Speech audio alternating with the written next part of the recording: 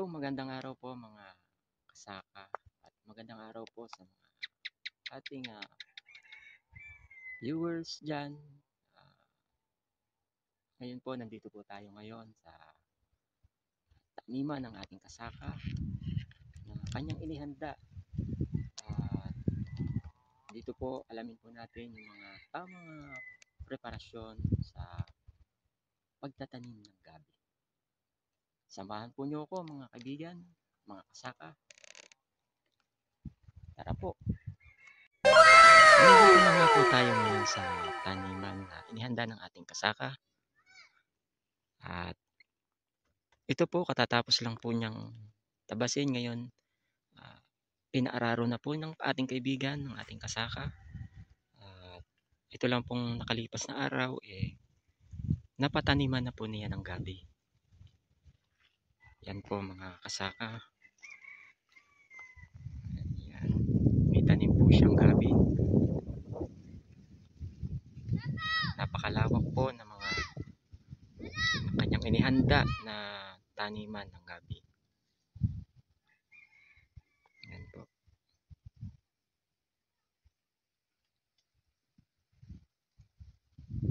Sa pagtatanim po ng gabi, hindi naman po siya maselan. Hindi po siya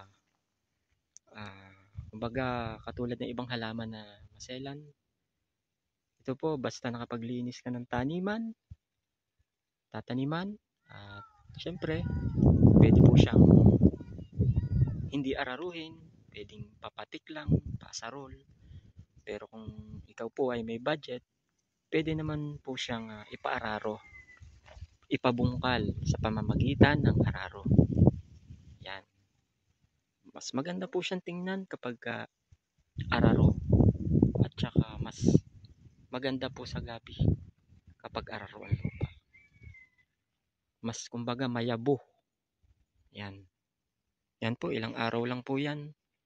At makikita na po natin ang napakalusog niyang puno. Yan po. Ayan na nga po mga kaibigan, mga kasaka.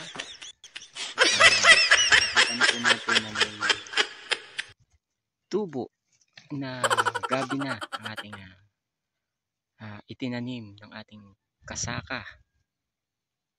At may malanding aso na nananakbo pa sa aking unahan.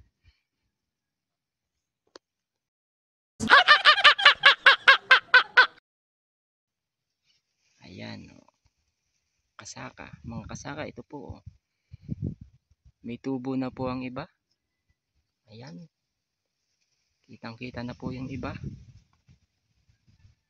Napakaganda po ng tubo ng gabi. Ayan.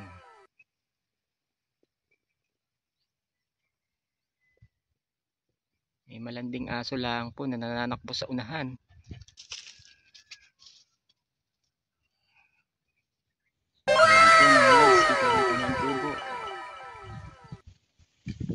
Napakaganda po ng tubo ng gabi. Ayan. Ang kita na po mga lods. May mga tubo na po siya. Napakaganda po ng tubo. Ayan lang po ang pagtatanim ng gabi mga kasaka, mga kaibigan. Simple lang po siya at hindi maselan. Kung nais po niyo magtanim ng gabi, pwede po niyo siyang subukan mga kasaka, mga kaibigan. At napakadali lang po ng proseso niya. Ayan po. Ayan. Napakaganda po. Maraming salamat po mga kasaka, mga kaibigan, sa mga viewers po natin na nagtiyaga na manood hanggang sa huli. Maraming salamat po. Nawa nakapagbigay po tayo ng konting kaalaman sa pamamaraan kung paano magtanim ng gabi. Maraming salamat po mga kasaka. Nawa po hinihiling ko po na kung nagustuhan po ninyo ang video na to, paki-subscribe lang po sa ibaba para po pag nakapaghanda po tayo sa susunod ng mga video tungkol sa paghahalaman, updated po kayo sa susunod mga kasaka, mga kaibigan. Maraming salamat po sa mga viewers, sa ating lahat yan. At nawa pagkalooban po ang bawat sa ating mga kaalaman tungkol sa paghahalaman at magkaroon tayo ng masagana araw-araw. Maraming salamat po mga kaibigan, mga kasaka. Hanggang dito na lang po at kita-kita po tayo sa susunod na video pa tungkol sa halaman. Dito na lang po. Maraming salamat. God bless po sa atin lahat.